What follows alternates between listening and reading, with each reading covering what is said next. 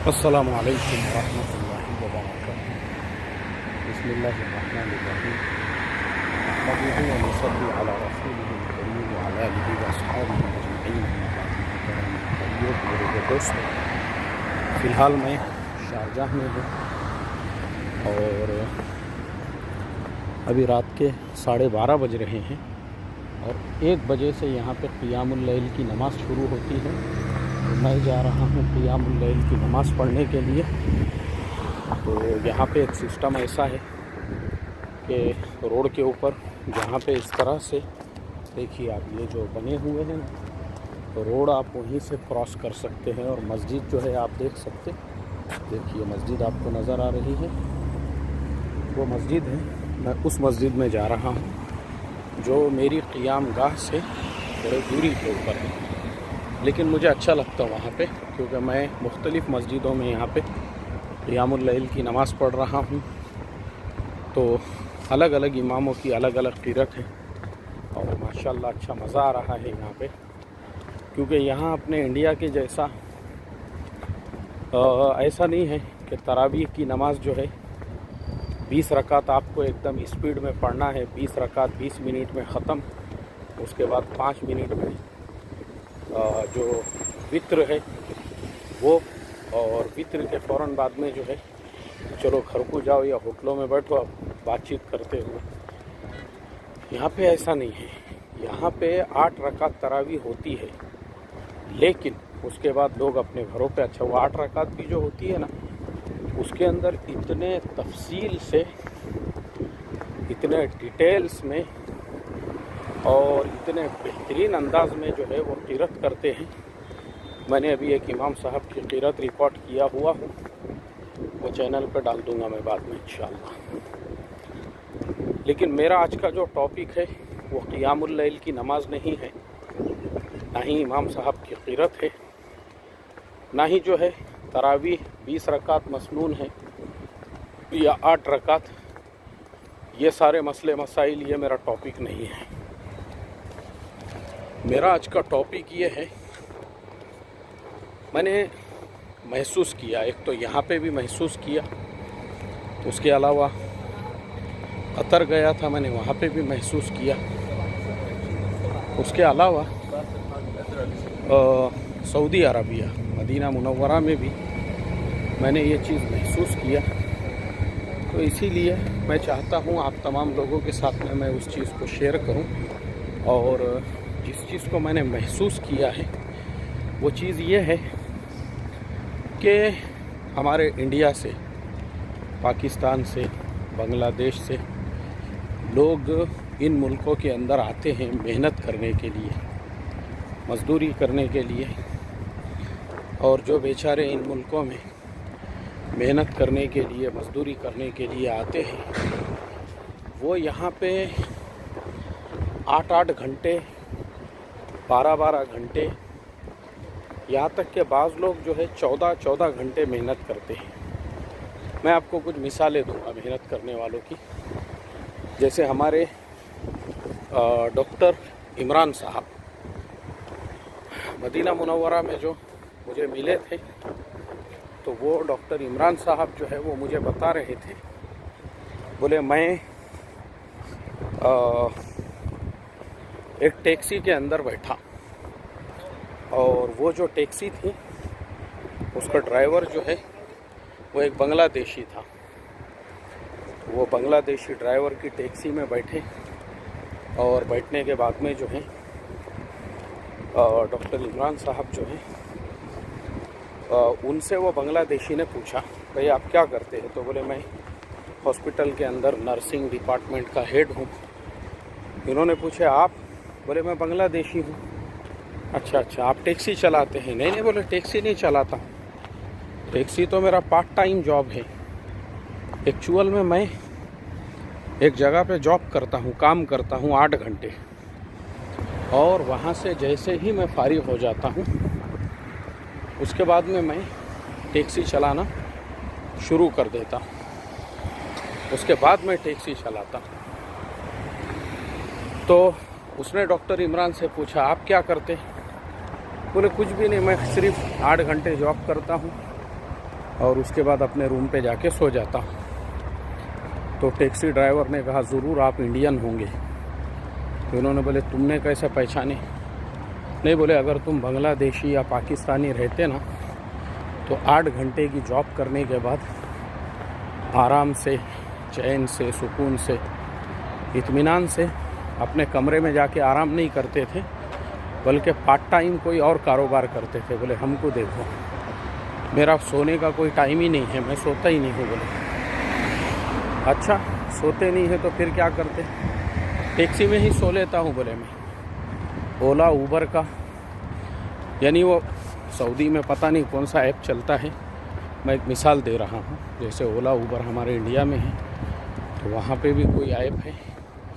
बोले जैसे ही वहाँ पे मुझे कोई भाड़ा आ जाता है मैं फ़ौरन निकल जाता हूँ। जब तक भाड़ा नहीं रहता मैं उस टाइम तक जो है टैक्सी में ही सो लेता हूँ। तो वो इंसान जो है बेचारा, देखा जाए तो 24 घंटे काम कर रहा है।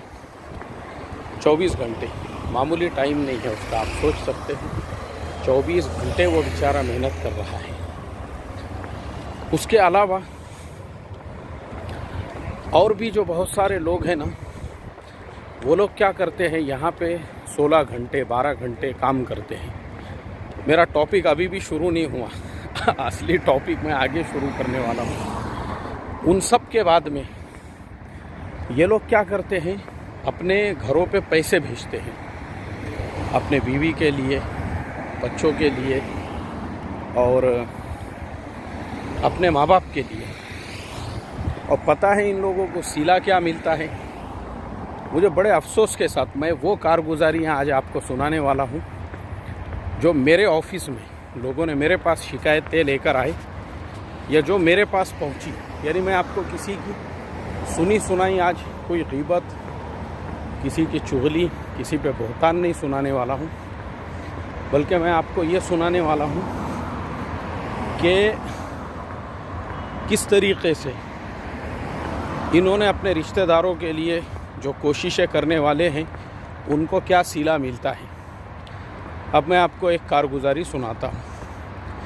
हमारे एक इमाम साहब, वो मेरे साथी है, हाफिज़ कुरान है माशाअल्लाह, और एक मस्जिद में इमामत करते हैं। तो उनके एक मुसल्ली जो है वो, उनकी पूरी फैमिली मेरे बयानात सुनती है। अब मेरे बयानात के अंदर ये सारी चीज़ें भी आती है, कतर की, सऊदी अरबिया की, मदीना मुनव्वरा की। तो उनके जो मुसल्ली मेरे बयानात सुनते थे, उनका दामाद जो है वो जॉब करने के लिए दुबई में है। तो उन्होंने क्या किए, उनके घर में ऐसी बात चली कि बोले उनका जो दामाद है वो हर महीने इंडिया के हिसाब से 15,000 रुपये वहाँ पे ख़र्चा भेजता है अपने बीवी को, और उसकी एक बेटी है, दोनों के लिए। और बीवी और वो जो उसकी बेटी है वो रहते हैं उनके माँ बाप के पास, यानी उसके ससुराल में। 15,000 रुपये वो हर महीने भेजता है। तो वो 15,000 रुपये भी उनको कम लगने लगे। तो उन्होंने दामाद से कई मरतबा झगड़े किए कि तू जो पैसे भेज रहा है वो पैसे बहुत कम हैं और पैसे ज़्यादा भेज। तो दामाद ने बोला भाई मेरे को खुद यहाँ पे जो है 3,000 रुपये महीने की जॉब है, 3,000 यानी 3,000 दिरहम की। अब 3,000 दिरहम में से 15,000 मैं तुमको भेजता हूँ, कुछ पैसे मेरे माँ बाप को भेजता हूँ, कुछ पैसे यहाँ मेरे ख़र्चे में आते हैं और कुछ सेविंग भी तो होना चाहिए ना घर वालों के लिए। तो उस पे से वो हमेशा झगड़े करते थे। तो उन्होंने क्या किया, वो हाफिज़ साहब जो थे, इमाम साहब, उनको बोले यार तुम्हारे मुफ्ती साहब जो बयान करते हैं, जिनके बयानात सुनते हैं आपके जो साथी हैं, एक काम करो बोले यार उनसे जो है ना हमारी एक दरख्वास्त करो बोले।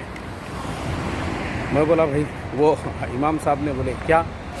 तो बोले उनसे ये दरख्वास्त करो कि उनके ताल्लुकात है ये सारे मुल्कों में, वो जाते आते रहते हैं, तो दुबई की गवर्नमेंट से वो ये बात करे कि हमारा दामाद हर महीने बहुत कम पैसे भेजता है तो जो गवर्नमेंट है वो उसकी तनख्वाह में से वो यानी पूरी तनख्वाह हमको भेज दे हर महीने।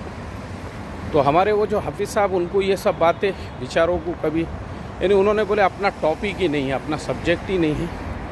तो उन्होंने उन लोगों से कहा ठीक है अपन ऐसा करते हैं, उनको ईशा के बाद फ़ोन करते हैं। अब चूँकि वो मेरे साथी हैं तो मैं अक्सर जो नंबर मेरे पास सेव है या जो लोग मेरे साथी हैं या जिनकी तालीम मेरे साथ हुई है तो मैं उनके फ़ोन वगैरह उठा लेता हूँ, बात करता हूँ आराम से। उन्होंने फ़ोन किया रात में तो बात शुरू हुई हमारी। मैं बोला जी हाफिज़ साहब बोलो।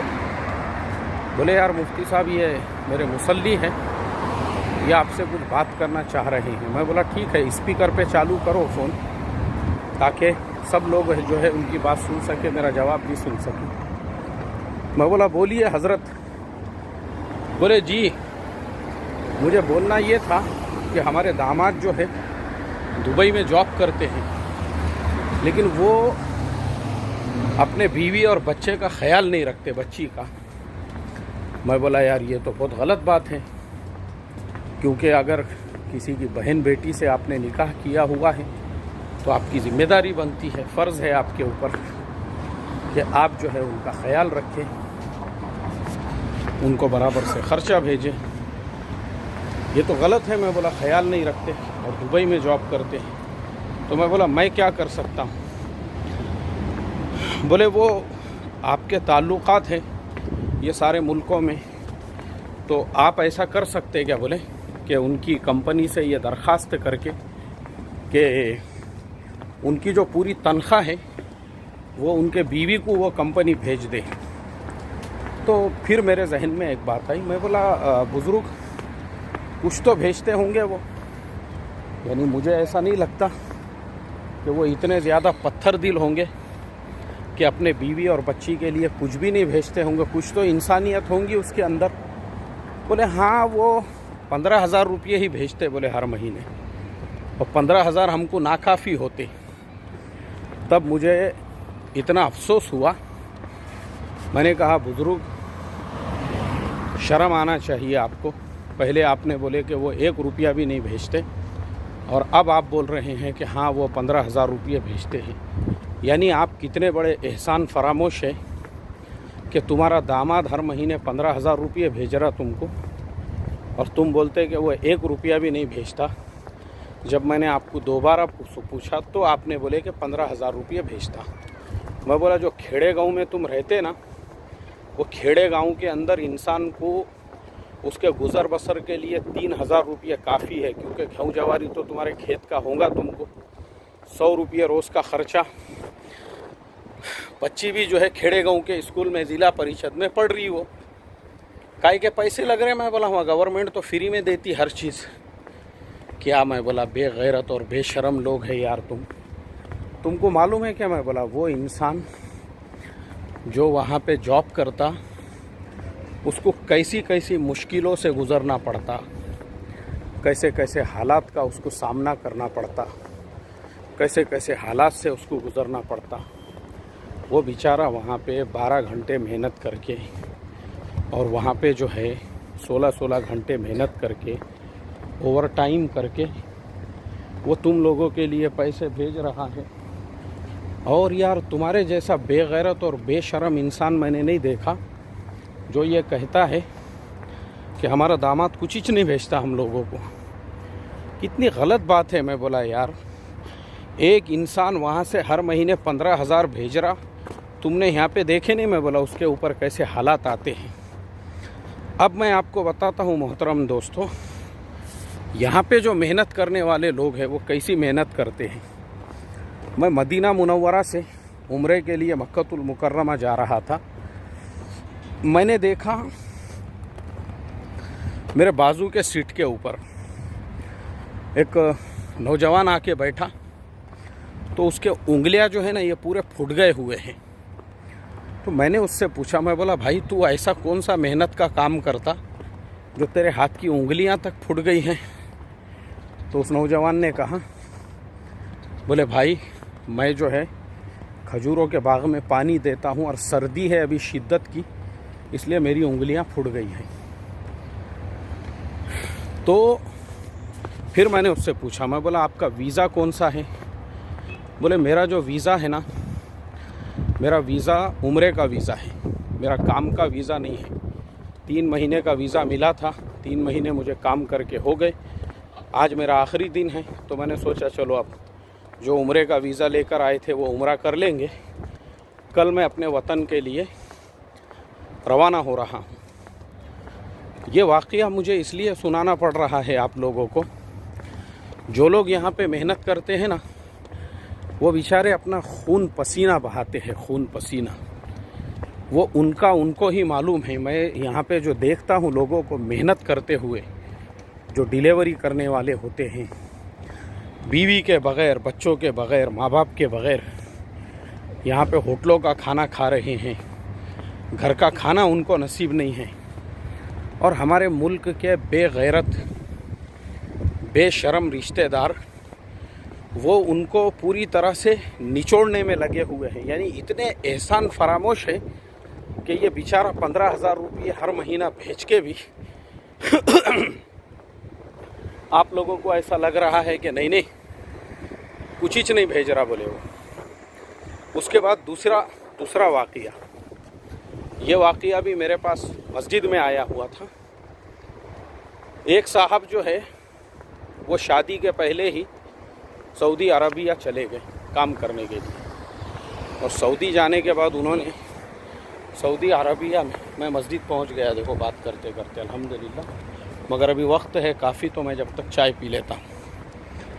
सऊदी अरबिया में उन्होंने जो है शादी के पहले चले गए, फिर सऊदी अरबिया में अच्छी जॉब वगैरह मिल गई, फिर उनका निकाह हुआ। उसके बाद में उन्होंने जो है अपने बीवी को भी सऊदी अरबिया जो है, फिर उनका निकाह होने के बाद बीवी को भी उन्होंने कोशिश की है, तो बीवी ने बोली कि नहीं मैं मेरे माँ बाप के साथ इंडिया में ही रहूँगी। ठीक है, कोई बात नहीं।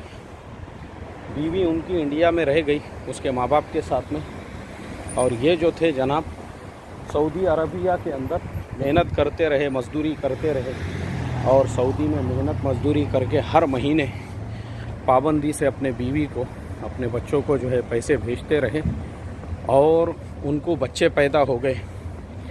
और उसके बाद में मैं इतना अफसोसनाक उनका अंत हुआ, यानी उनका जो इख्तिताम हुआ, वो मैं आपको बताना चाह रहा हूँ कि वो जो भाई थे, एक वक्त ऐसा आया कि